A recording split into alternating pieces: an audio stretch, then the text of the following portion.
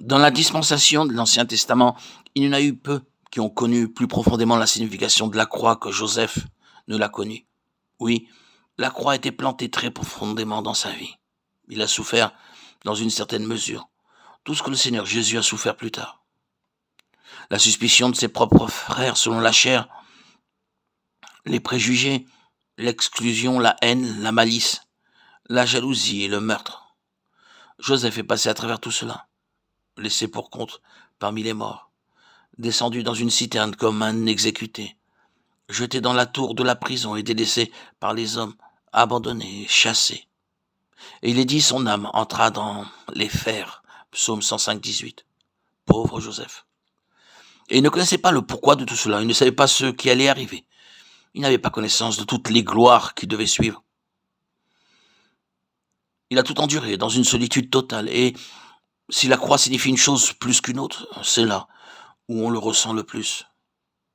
La solitude absolue de l'âme, où personne ne peut aller avec nous en compréhension. Oui, lié à cette fonction, il avait un prix spécial en souffrance, en expérience. Nous pouvons dire que les autres ne vont pas sur cette voie, même d'autres d'entre les enfants du Seigneur ne vont pas sur cette voie. C'est pour ce type spécifique d'instrument. Cela passe par une sorte de voie particulière et qui contient tellement de choses qu'une multitude de chrétiens n'en connaissent rien. Leur vie chrétienne ressemble davantage à un terrain de jeu qu'à un pressoir. Oui, Joseph connaissait profondément et terriblement la croix. Non apprécié, suspecté, chassé, haï, tué, exposé à souffrir directement par ceux de sa propre famille et en conséquence exposé à souffrir aux mains du monde. Vous saisissez l'interprétation? Je n'ai pas besoin d'en dire davantage. Quelle fut la conséquence? Dieu m'a envoyé devant vous pour être utilisé de cette manière. Référez-vous à Genèse 45, 8. Nous devons être les premiers à ouvrir la voie pour les autres. Un tel instrument d'une telle nécessité pour Dieu, d'une telle valeur pour Dieu, doit partir devant d'une manière solitaire. Cela peut être une personne ou cela peut être un groupe. Cela peut être un petit noyau. C'est pareil, il s'agit de partir devant. Et tout marche à l'avant est une chose très solitaire. Vous goûtez à quelque chose que tant d'autres n'ont jamais goûté. Oui, il m'a envoyé devant vous en précurseur pour préserver la vie. Vous voyez, la pensée du Seigneur pour son peuple est la vie, et la vie en abondance, une plénitude de vie. Qui dirait que l'Église est au bénéfice de cela? Quel est le chemin? Eh bien, c'est le chemin de la croix.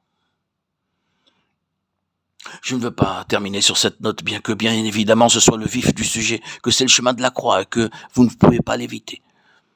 La mesure de votre valeur au Seigneur, en relation avec son plein et ultime dessein, dépend de la mesure dans laquelle la croix a été appliquée dans votre vie. C'est une réalité incontournable et vous ne pouvez pas y échapper. Mais lorsque le jour du besoin s'est réellement manifesté, Joseph fut l'homme du moment. Tout cela avait été le secret de Dieu, une préparation inexpliquée pour une heure à venir. Oh, combien cela est vrai.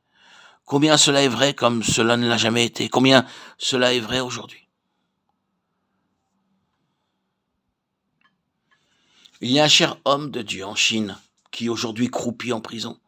Il s'agit de Watchman Nee, qui fut emprisonné par le gouvernement communiste chinois de 1952 à sa mort en 1972. Il avait marché devant les chrétiens en Chine, il a cherché à ouvrir la voie pour la plus pleine pensée de Dieu pour son peuple. Il est passé par une voie par laquelle il a rencontré tous les préjugés, toutes les suspicions, tous les coups durs, toutes les exclusions et l'ostracisme des mains de frères chrétiens et de missionnaires chrétiens.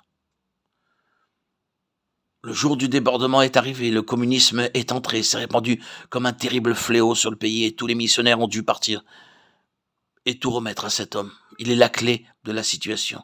Ils lui ont demandé de poursuivre. Là se trouve une illustration actualisée de cette vérité. Vous marchez en tête avec Dieu, vous continuez tout droit avec Dieu.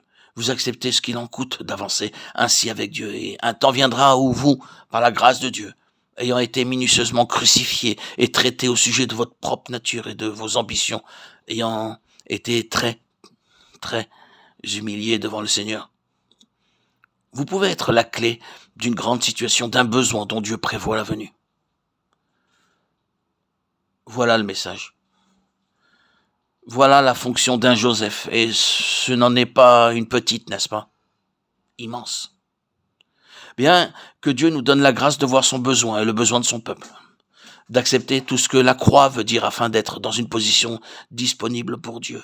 Pas uniquement pour le salut des perdus, mais aussi pour le salut de son propre peuple, dans son plein dessein.